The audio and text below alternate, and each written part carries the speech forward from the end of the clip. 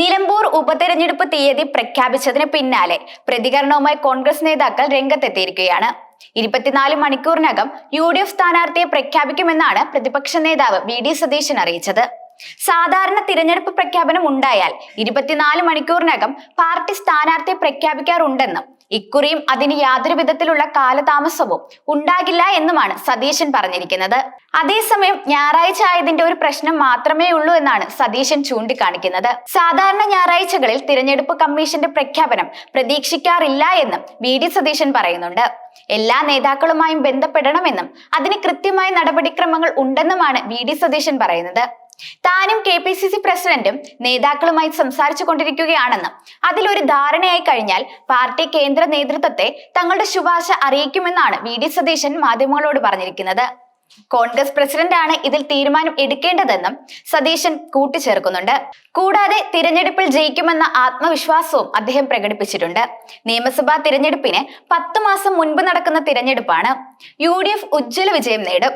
കഴിഞ്ഞ തവണ UDFന്റെ കയ്യിൽ നിന്നും നഷ്ടപ്പെട്ട സീറ്റാണ് നിലമ്പൂർ എന്നത് ബോധ്യമുണ്ട്. വലിയ ഭൂരിപക്ഷത്തോടുകൂടി ഇത്തവണ ആ സീറ്റ് തിരിച്ചു പിടിക്കുമെന്നും അദ്ദേഹം പറയുന്നു.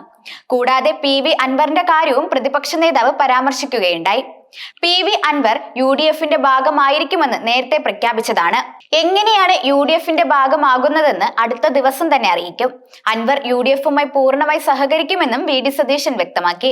അതേസമയം തിരഞ്ഞെടുപ്പിന് UDF സുസജ്ജമാണെന്ന് KPCC അധ്യക്ഷൻ സണ്ണി ജോസഫും വ്യക്തമാക്കി. UDF സ്ഥാനാർത്ഥിയായി ആര്യാടൻ ഷൗക്കത്തിനെയും VS ജോയിയെയും മാത്രമല്ല പരിഗണിക്കുന്നതെന്നും KPCC അധ്യക്ഷൻ പറഞ്ഞു. UDFന്റെ സ്ഥാനാർത്ഥി പ്രഖ്യാപനം എത്രയും പെട്ടെന്നുണ്ടാകും. സ്ഥാനാർത്ഥി ആരെന്നതിൽ അന്തിമ ധാരണ ആയിട്ടില്ല എന്നും സണ്ണി ജോസഫ് പറഞ്ഞു.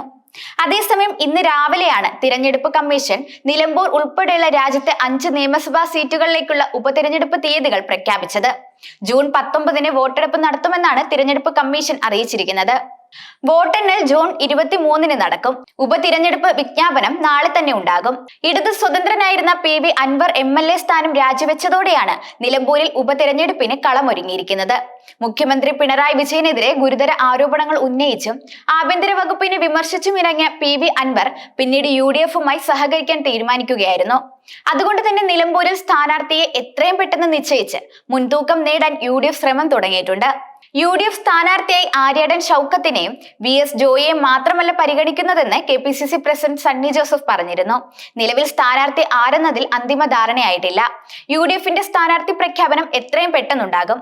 PV അൻവറിന് നിലമ്പൂരിൽ പ്രധാന റോൾ ഉണ്ടാകും. ഉപതെരഞ്ഞെടുപ്പ് പ്രഖ്യാപനം നേരത്തെ ആക്കാമായിരുന്നു എന്നും സണ്ണി ജോസഫ് കൂട്ടിച്ചേർത്തു. പത്രിക സമർപ്പിക്കാനുള്ള അവസാന തീയതി ജൂൺ 2-ആണ്. സൂക്ഷ്മ പരിശോധന 3-ന് നടക്കും.